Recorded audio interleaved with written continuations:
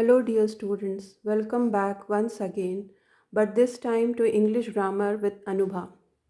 So, I found that many of the students struggle with tenses, the rules for tenses. So, I thought to make this video to help you out in understanding the basics of how to frame sentences in tenses and to know the rules of the tenses. So today we will take up present tense. You know that there are three tenses: present tense, past tense and future tense. Let us take up present tense in this video. There are four forms of each tense. Simple, which is also known as indefinite, because here time at which the work is taking place is not definite, it is uncertain. While continuous, when the action is going on. So continuous is also known as progressive. Perfect, जैसे हो चुका, ये जब हम कहते हैं वो है परफेक्ट. परफेक्ट कंटिन्यूअस, जो काम शुरू हो चुका और हो रहा है वो हो जाता है परफेक्ट कंटिन्यूअस. तो today we will take up three types of sentences for each form. Affirmative, मतलब जो स्टेटमेंट्स हैं जो किसी फैक्ट को असर्ट करते हैं. नेगेटिव सेंटेंसेस, जहाँ पे नो या जो फैक्ट्स है उसको नेगेट करने का सेंस होता है, वो होता है negative sentences. And interrogative, that means questions. So let us see the rules first and then understand with the help of these examples. So the rule for simple present or present indefinite is subject plus first form of verb plus object. First form of verb के साथ हमने यहाँ bracket में लिखा है S और E S. जब हम ये देखते हैं थर्ड पर्सन सिंगुलर में, तब हमें यहाँ पे एस या ई एस वर्ब के साथ ऐड करना पड़ता है. वो अभी हम एग्जाम्पल में देखेंगे. तो चाहे अफर्मेटिव सेंटेंस हो, चाहे नेगेटिव हो, चाहे इंटरोगेटिव हो, all these types of sentences have the same rule for simple present: subject plus verb first form plus object, subject plus verbs first form plus object, subject plus first form of verb plus object. now subject क्या है? subject यहाँ पे है first person I या we. आई जो है first person singular है, we first person plural है. दोनों ही केस में हमें एस या ई एस नहीं लगाना है वर्ब के साथ. वर्ब है play.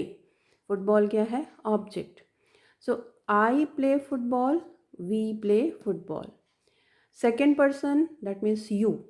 You play football, this is subject. You play is verb and football is object. Third person में ही और शी प्लेज फुटबॉल. अब यहाँ पे थर्ड पर्सन सिंगुलर, चाहे ही शी हो, चाहे राम गीता सीता हो, हमें यहाँ पे वर्ब के साथ एस या ई एस लगाना है. यहाँ पे प्ले है तो इसके साथ प्लेज है. अगर यहाँ पे गो होता, suppose he goes to school, तो ई एस, गो में हम ई एस जोड़ते हैं. ठीक है. देन थर्ड पर्सन प्लूरल, दे या the girls, the students, the children, they play football. So here play is simply used, the first form of verb. There is no need to add s or es here. Let us go to the negative sentences in simple present. Rule is same.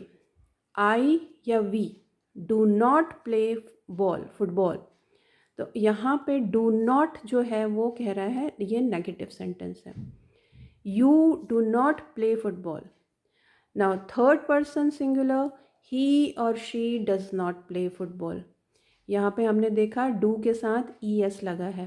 does not play football. Third person plural, they do not play football. Then for interrogative, the rule is same: subject plus first form of verb plus object. First form of verb मतलब verb के तीन forms होते हैं. Conjugation of verbs में हम जानते हैं कि there are three forms of verbs: present, past, past perfect. Present को हम फर्स्ट फॉर्म ऑफ वर्ब बोलते हैं, जैसे play, played, played. Go, went, gone. Go जो है वो फर्स्ट फॉर्म ऑफ वर्ब है, went second form of verb है, gone third form of verb है। तो हम यहाँ पे subject plus verb plus first form of verb plus object ले रहे हैं। तो नेगेटिव इंटरोगेटिव सेंटेंसेस में सेंटेंस ऐसे बनेंगे, डू आई प्ले फुटबॉल और do we play football. Second person में do you play football, third person में डज ही और शी प्ले फुटबॉल। यहाँ पे देखो आप, डज आ गया है, ओके। थर्ड पर्सन प्लूरल में डू दे प्ले फुटबॉल। यहाँ पे हमें, क्योंकि दे जो है थर्ड पर्सन प्लूरल है, तो यहाँ पे एस या ई एस नहीं लगता, ई एस नहीं लग रहा है, ठीक है। Let us go to the rule for continuous और progressive present tense. Subject plus is am are plus first form of verb I N G plus object. जैसे हम एग्जाम्पल के इसमें समझते हैं, I am playing football, we are playing football. जब singular है तो इज़ या एम लगता है। अब फर्स्ट पर्सन है इसलिए यहाँ एम लगा है। थर्ड पर्सन में देखो ही और शी इज़ प्लेइंग आएगा, यहाँ पे इज़ लगा है। तो ये जो हेल्पिंग वर्ब है, ऑक्सिलरी वर्ब इज़ या एम आर, इसके साथ मेन वर्ब प्लेइंग लगेगा। प्लेइंग में प्ले जो है फर्स्ट फॉर्म ऑफ वर्ब है और यहाँ पे हमने लिखा है प्लस आईएनजी लगाना है, तो वो हमने यहाँ पे लगाया है। तो ये हो गया एग्जाम्पल फर्स्ट पर्सन का।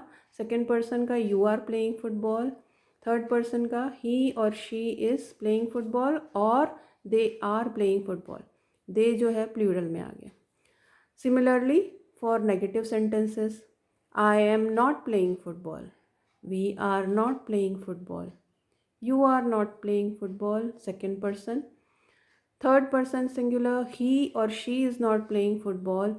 Third person plural, they are not playing football. If you understand the rule, then it will be easy to frame the sentence. Just put the words in this frame, in this structure.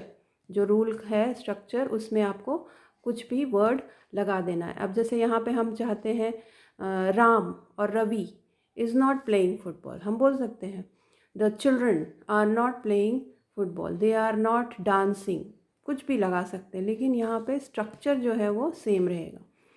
Then interrogative sentences, हाँ, ये question जो बनाना है वो उसके लिए हमें ध्यान रखना है कि जो हेल्पिंग वर्ब है वो सबसे पहले आ रहा है, उसके बाद हमारा सब्जेक्ट आ रहा है, फिर मेन वर्ब है और लास्ट में ऑब्जेक्ट है। Am I playing football, are we playing football, ये फर्स्ट पर्सन हो गया। Second person, are you playing football. Third person, is he और she playing football, are they playing football. तो यहाँ पे आप देख सकते हो कि यहाँ पे हेल्पिंग वर्ब सबसे पहले है, देन सब्जेक्ट है, फिर मेन वर्ब है, देन ऑब्जेक्ट है। सेम रूल जो है वो हर इस सेंटेंस में जो इंटरोगेटिव के प्रेजेंट कंटिन्यूअस है उसमें फॉलो होगा। Then let us see rule for perfect, simple present perfect. Subject plus has or have plus third form of verb plus object. अब इसमें कई बार स्टूडेंट्स से एक एरर हो जाता है, ये हैज़ कहाँ लगाना है और हैव कहाँ लगाना है वो भूल जाते हैं। तो ये आप ध्यान रखोगे कि जो हैव है वो फर्स्ट पर्सन, सेकंड पर्सन और थर्ड पर्सन प्लूरल में लगेगा, और हैज़ जो है वो सिर्फ थर्ड पर्सन सिंगुलर में लगता है। तो I have played football, we have played football, you have played football, he और she has played football, they have played football. Then negative sentences में I have not played, you have not played, he or she has not played. I think you have understood this very well. For question, again the helping verb is in the beginning and then subject, then the main verb and object. Have I played football? Have you played football? Has she played football? ठीक है।